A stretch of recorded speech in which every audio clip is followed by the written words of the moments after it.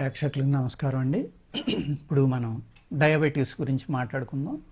Sugar వ్యాధి ఇది అందరూ చెప్పుకోవడం ఏంటంటే ఆంధ్రలో షుగర్ ఎక్కువ అని. ఇప్పుడు తెలంగాణ ఆంధ్ర ఇడిపోయినాయి అనుకోండి, హైదరాబాద్ని షుగర్ క్యాపిటల్ అని కూడా అంటున్నారు కొంతమంది.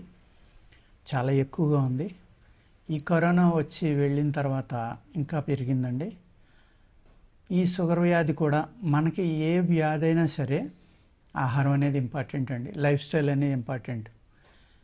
మనిషి యొక్క ప్రవర్తన మీద కూడా ఆహారం అనేది ప్రభావం చూపిస్తుంది అన్నమాట. అందుకనే సాత్విక ఆహారం అని, లేకపోతే తామస ఆహారం అని, ఇలాగ ఆహారాన్ని కూడా అనేక రకాలైన విధంగా మనకి పూర్వీకులు యోగులు అవనండి, ఋషులు కానీ వీళ్ళు చెప్పడం జరిగిందనమాట.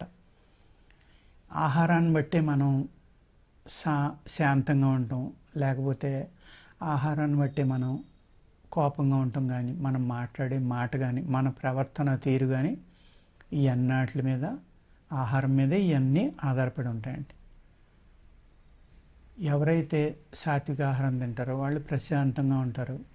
వాళ్ళకి బీపీ రావడం అనేది చాలా తక్కువ ఉండొచ్చు. ఇప్పుడు టెన్షన్స్ పెంచుకోవడం వల్ల పురుగు మందులు, ఎరువులు కొట్టిన ఆహారాలు, అవి వాడిన ఆహారం ఎక్కువగా తినటం వల్ల కూడా ఆ కెమికల్స్ వల్ల కూడా మన బ్రెయిన్లో బ్యాలెన్స్ తగ్గిపోతుందండి. మనలో ఇరిటేషన్ అనేది పెరిగిపోతుంది.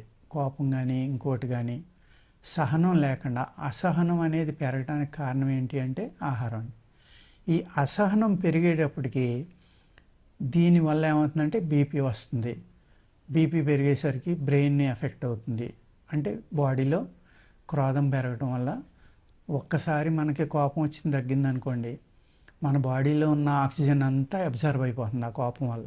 ఇమీడియట్గా మన బ్లడ్ కానీ మన సెల్స్ కానీ మన బ్రెయిన్ కానీ ఆక్సిజన్ని వెంటనే వాడేస్తాయి ఫుల్గా కోపం వచ్చినప్పుడు. దానివల్ల కొన్ని లక్షల క్యాలరీస్ లేకపోతే లక్షల ఈ సెల్స్ చనిపోతాయని చాలామంది చెప్తారు. అది ఎగ్జాక్ట్గా నాకు తెలియదండి, కానీ చాలా నష్టం అంటూ జరుగుతుంది. ఆ కోపం రావడం వల్ల ఒకటి, లేదు మనం తినే ఆహారంలో లివర్ మీద ఎక్కువ ఎఫెక్ట్ చూపించే ఆహారం తినటం వల్ల, అంటే మీరు లిక్కర్ తాగేవాళ్ళు కానీ, లేకపోతే అతిగా కారం తినటం, బాగా వేడిగా ఉన్న వస్తువులు తినటం, లేకపోతే స్వీట్స్ విపరీతంగా తినటం, బాగా వేడిగా ఉన్న ఆహారం చెప్పాను కదండి అది, లేకపోతే ఈ జర్దా పాన్లని, లేకపోతే మన ఈ గుట్కాలు అంటారు కదా అటువంటివి తినటం. ఇటువంటివి తినటం వల్ల ఏమవుతుందంటే ఫస్ట్ లివర్ ఎఫెక్ట్ అవుతుందండి. లివర్ ఎఫెక్ట్ అయినప్పుడు అంటే ఏం చేస్తుందంటే లివర్ తను చేసి పని పూర్తిగా చేయలేదు కాబట్టి ఏ అయితే కల్మషం టాక్సిన్స్ ఉంటాయో అవి పూర్తిగా వాడిపోయే స్థితి నుంచి లివర్ ఇబ్బంది పడుతుంది. అప్పుడు ఏం చేస్తుందంటే లివర్ పక్కనే ప్యాంక్రియాస్ ఉంటుంది కాబట్టి ఈ ఏదైతే టాక్సిన్స్ ఉన్నాయో ఇవన్నీ కూడా మన యొక్క ఇతర అవయవాల్లోకి వెళ్తాయండి. వెళ్ళడం వల్ల ఏమవుతుందంటే ఈ ప్యాంక్రియాస్ అనేది ఎఫెక్ట్ అవ్వడం మొదలు పెడుతుంది. అది గట్టిపడిపోతుంది. అప్పుడు ఏమవుతుందంటే మన శరీరానికి కావాల్సిన ఇన్సులిన్ రిలీజ్ చేయడంలో కానీ ఈ షుగర్ను కంట్రోల్ చేయడంలో ముఖ్య పాత్ర ప్యాంక్రియాస్, కానీ లివర్ కూడా చాలా ఎక్కువ పాత్ర ఉంటుందండి అక్కడ.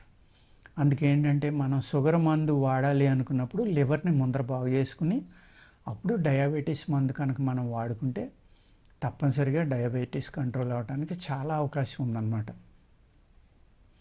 వ్యాయామం అనేది డయాబెటీస్ ఉన్న వాళ్ళకి చాలా ఇంపార్టెంట్ అండి.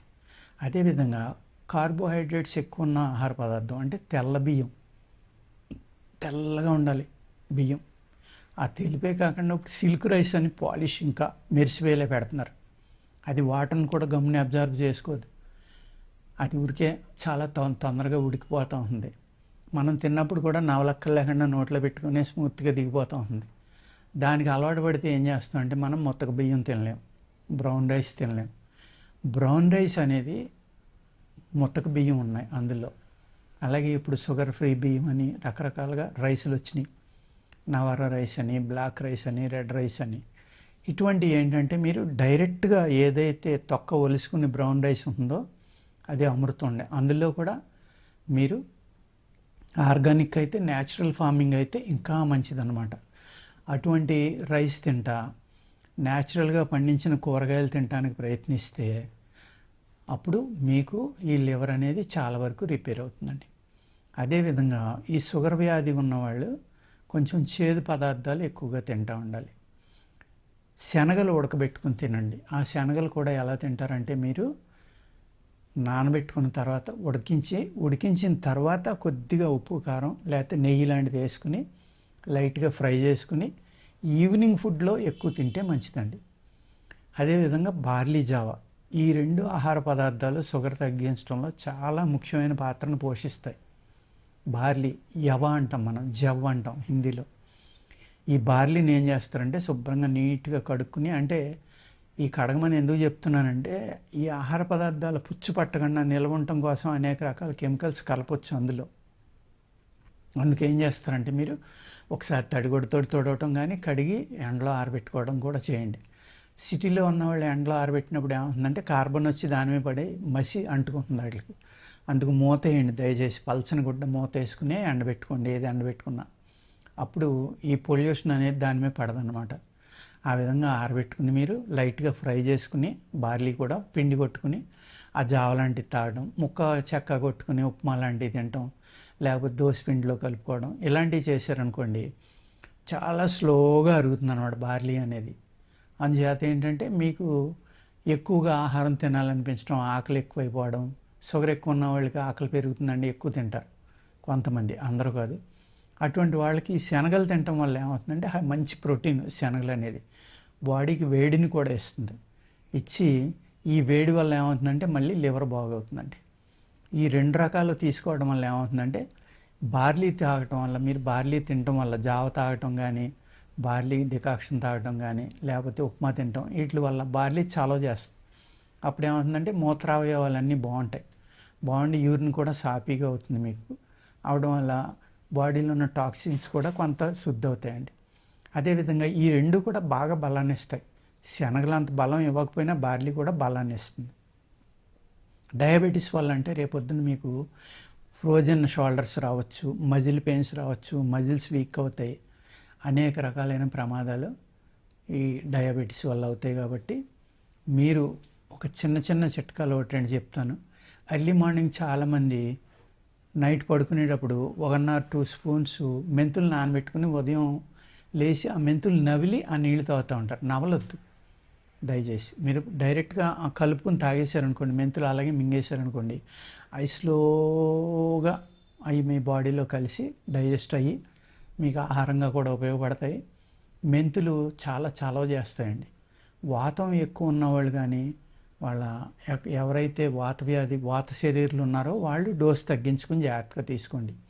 అదేవిధంగా మీరు ఒక 50 నుంచి 75 గ్రాములు కాకరకాయ ముక్క తీసుకుని దాన్ని శుభ్రంగా కడిగి ఉప్పు నీళ్ళలో పురుగు మందులు కానీ ఎరువులు కానీ లేకుండా దాన్ని మిక్సీలో కొట్టుకుని గుడ్డలో వేసి రసం పిండుకుని ఒక 25 గ్రాముల నుంచి 30 గ్రాములు, 1 ounce నుంచి ఒక 30 ml వరకు, అంటే 20 ml నుంచి 30 ml వరకు మీ బాడీ వెయిట్ని బట్టి తాగండి. ఎర్లీ మార్నింగ్ పరగడుపున ఎంటీ స్టమక్ తోటి తాగి మీరు 1 గంట నుంచి 1.5 వ్యాయామం కానీ నడవడం కానీ చేస్తే చాలా బాగా కంట్రోల్ అవుతుందండి. అదే మీరు గార్డెన్లోకి వెళ్ళారనుకోండి, అక్కడ లాన్ ఉందనుకోండి, జోళ్ళు ఇడిచేసి నడవండి, చాలా బాగా పనిచేస్తుంది.